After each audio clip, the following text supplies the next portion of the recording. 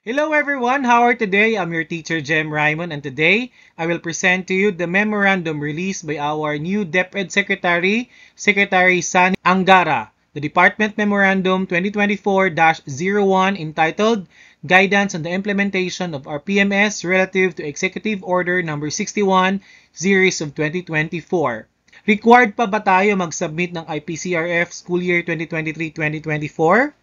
Kung oo, mayroon na bang electronic IPCRF tool na pwede nating magamit? Ano ba yung bagong timeline ng ating RPMS last school year 2023-2024? At ano naman yung status ng ating IPCRF school year 2024-2025? Lahat ng mga ito, sasagutin natin yan sa video na to. Hi everyone! Welcome to my channel. My name is Mr. Jem Raymond Chen, Master Teacher 2 from Escalante Central Elementary School. Click like and share if this video tutorial helps you. Don't forget to click subscribe below to keep updated for my future tutorial. Ito na nga yung unang DepEd Memorandum na nirelease ng ating bagong DepEd Secretary, Secretary Sani Angara, and this is about guidance on the implementation of our PMS relative to Executive Order No. 61 Series of 2024. According nga dito, suspended po ang implementation ng RPMS para sa lahat ng mga DepEd personnel na nasa school for school year 2024-2025.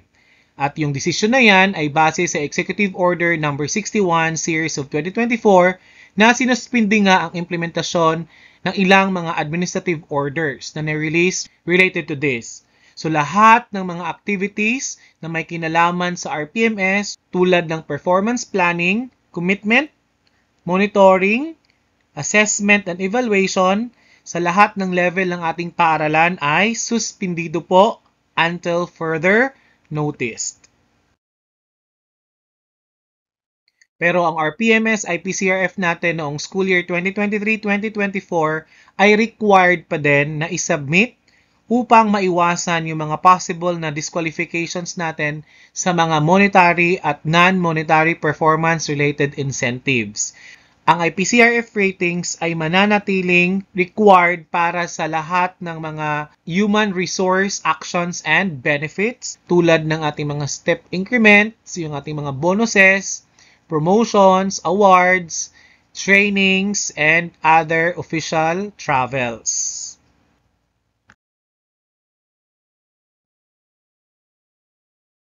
Now, ito yung new RPMS cycle natin for school year 2023-2024. Unahin na muna natin yung Phase 3, ang Performance, Review, and Evaluation.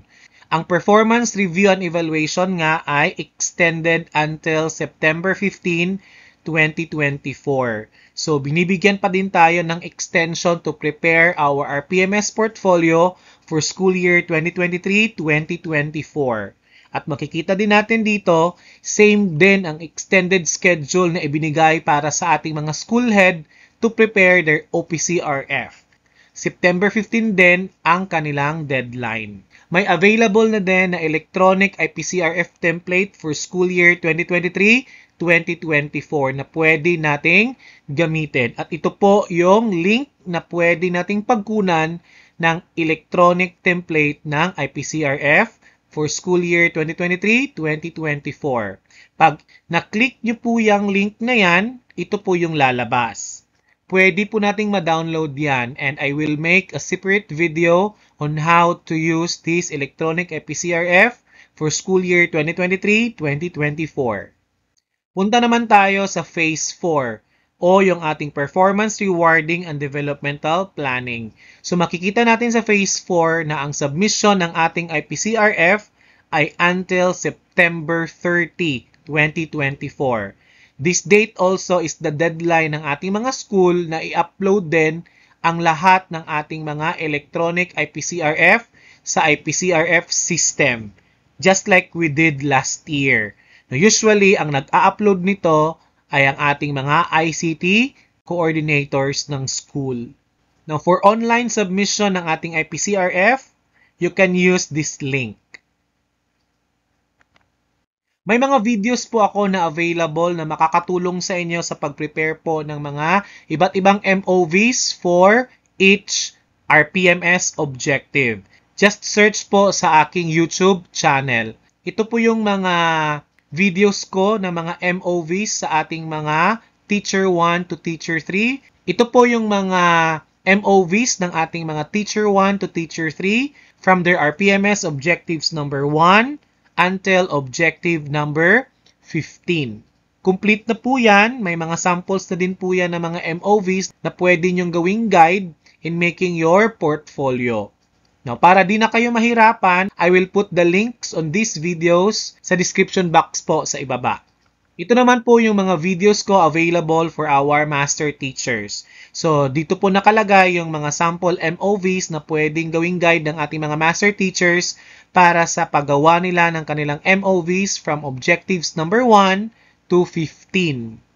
So, again, para hindi na po kayo mahirapan, gagawa po ako ng link sa mga video na to sa description box po sa baba. That's all for this video, teachers, and thank you so much for watching. Till next time, keep safe everyone!